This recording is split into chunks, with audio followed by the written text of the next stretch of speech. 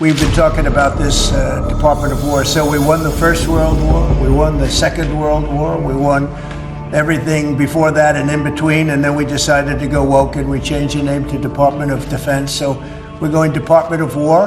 अमेरिकी राष्ट्रपति Donald Trump ने एक बड़ा फैसला लिया। उन्होंने अमेरिका के डिपार्टमेंट ऑफ डिफेंस का नाम बदलकर डिपार्टमेंट ऑफ वॉर रख दिया है। और अमेरिका ने सिर्फ नाम ही नहीं बदला है, बल्कि उस बीस्ट, उस पशु को जगा दिया है जो युद्धों में राष्ट्रों को खा जाता है और दुनिया का नक्शा बदल देता है।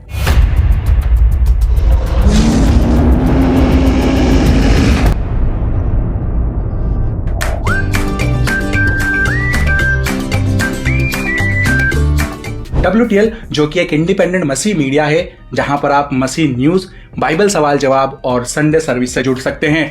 और अगर आप हमारी इस इंडिपेंडेंट मसीह मीडिया को सपोर्ट करना चाहते हैं तो आप हमें ज्वाइन भी कर सकते हैं या डिस्क्रिप्शन में दिए गए नंबर पर गूगल पे भी कर सकते हैं।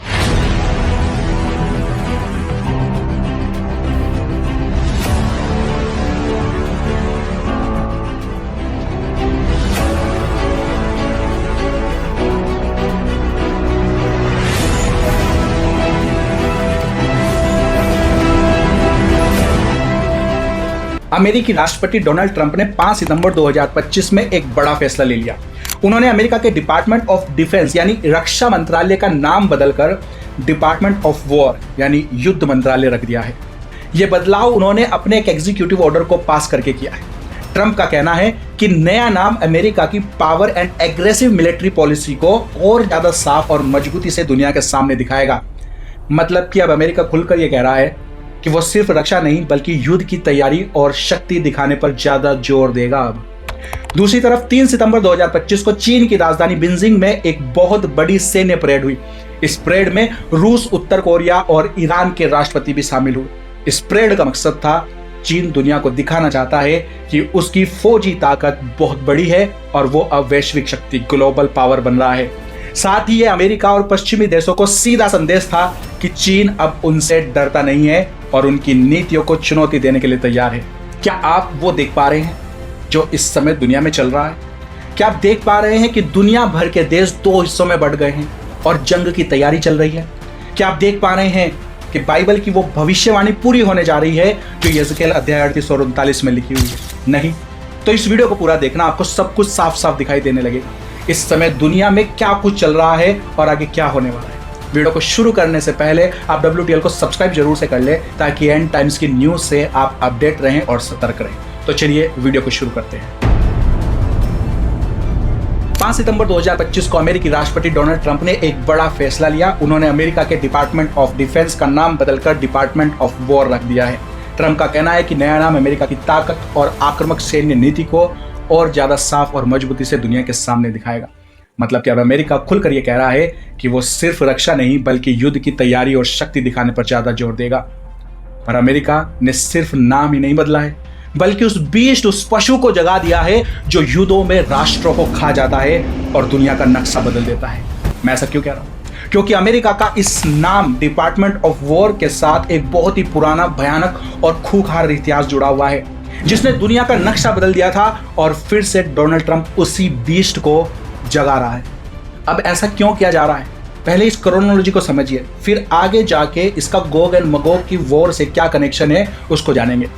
अमेरिका के डिपार्टमेंट ऑफ डिफेंस यानी रक्षा मंत्रालय का नाम पहले भी डिपार्टमेंट ऑफ वॉर यानी युद्ध मंत्रालय ही था। अमेरिका का इंडिपेंडेंस डे है 4 जुलाई 1776 और इल्यूमिनाटी का गठन हुआ था 1 मई 1776। लिंक समझ रहे हैं आप? अमेरिका के फाउंडिंग फादर्स इल्यूमिनाटी के भी मेंबर्स थे। बेसिकली अमेरिका इल्यूमिनाटी का ही एक प्रोजेक्ट था।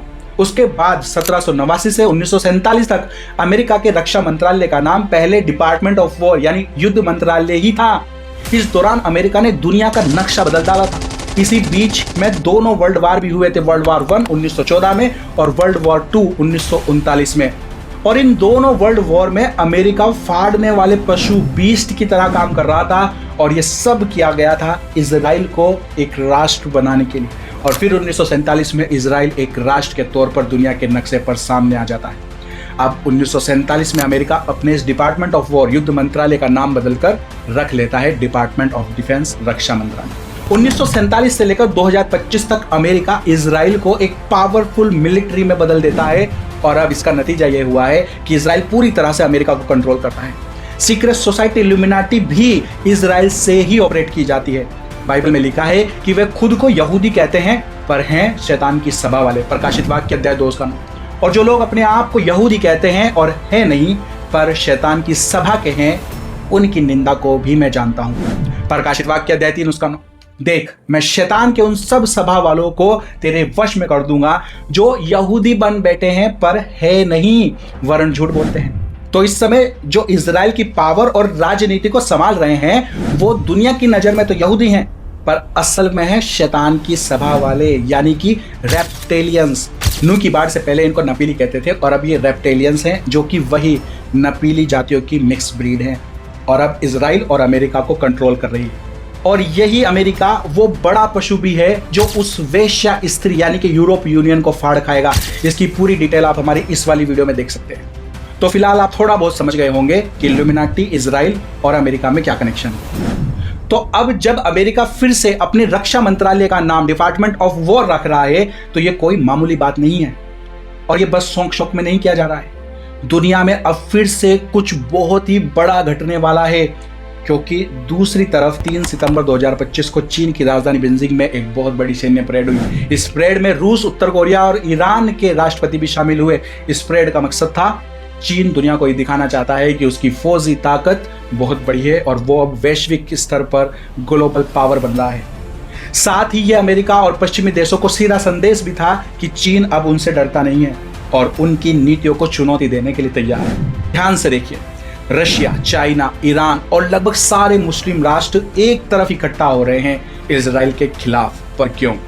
क्योंकि बाइबल की वो भविष्यवाणी पूरी होने का समय आ गया है जो यहेजकेल अध्याय 38 और 39 में लिखी है, गोग मगोग की जंग, जिसे कुछ लोग वर्ल्ड वॉर 3 भी कहते हैं, जिसमें सारे मुस्लिम राष्ट्र इकट्ठा होकर इजराइल के विरुद्ध लड़ेंगे और 90% से ज्यादा मुस्लिम्स मारे जाएंगे और दर्जनों इस्लामिक देश दुनिया के नक्शे से मिट जाएंगे। ये सब कैसे और क्यों होगा, इसकी पूरी डिटेल जानकारी आप हमारी इस वाली वीडियो से ले सकते हैं। इस वीडियो को जरूर से देखें, तभी आपको पूरी पिक्चर क्लियर हो पाएगी कि क्या कुछ चल रहा है। वीडियो का लिंक आपको नीचे डिस्क्रिप्शन में मिल जाएगा।